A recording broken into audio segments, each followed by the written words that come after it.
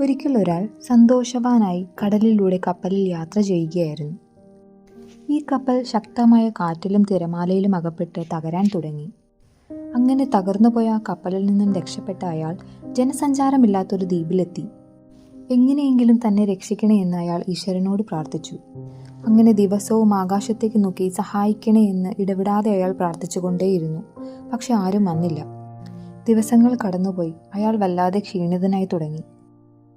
വന്യമൃഗങ്ങളിൽ നിന്നും രക്ഷ നേടാനായി അയാൾ അവിടെ കിടന്ന വിറകു കഷ്ണങ്ങൾ കൊണ്ട് ഒരു ചെറിയ കുടിലുണ്ടാക്കി. അങ്ങനെ ഭക്ഷണത്തിനായും അയാൾ കാട്ടിലൂടെ അലഞ്ഞു നടന്നു. ഒരു ദിവസം അയാൾ വിറകുകൾ ശേഖരിച്ച് തിരിച്ചെത്തിയപ്പോഴേക്കും അയാൾ കണ്ടത് അയാളുടെ വീട് കത്തിച്ചാമ്പലാവുന്നതാണ്. പുക മേൽപോട്ട് പോകുന്നതായി അയാൾ കണ്ടു.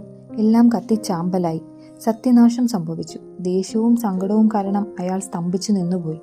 അയാൾ ഉറക്കെ പറഞ്ഞു, ദൈവമേ, ഇത് ചെയ്യാൻ നിങ്ങൾക്ക് എങ്ങനെ മനസ്സ് വന്നു? അങ്ങനെ വിഷമങ്ങളെല്ലാം ഉള്ളിലൊതുക്കി അയാൾ ആ തിരയോരത്ത് കിടന്ന് ഉറങ്ങി. പിറ്റേ ദിവസം രാവിലെ ഒരു കപ്പൽ ആ ദ്വീപിലേക്ക് വന്നു. ശബ്ദം കേട്ട് അയാൾ എണീറ്റ് നോക്കി. അതെ, ആ കപ്പൽ അയാളെ രക്ഷിക്കാൻ വേണ്ടി വന്നതായിരുന്നു. അയാളുടെ മുഖം സന്തോഷം കൊണ്ട് നിറഞ്ഞു.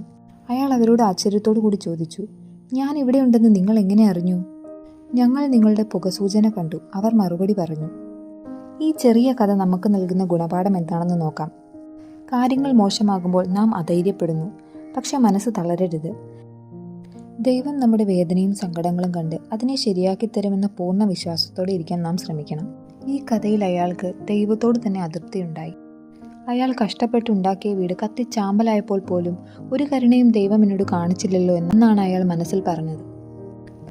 പക്ഷേ ആ വീട് കത്തിയ പുക കാരണം അയാളിലേക്ക് വന്നെത്തിയത് 2 കപ്പിത്താന്മാരായിരുന്നു.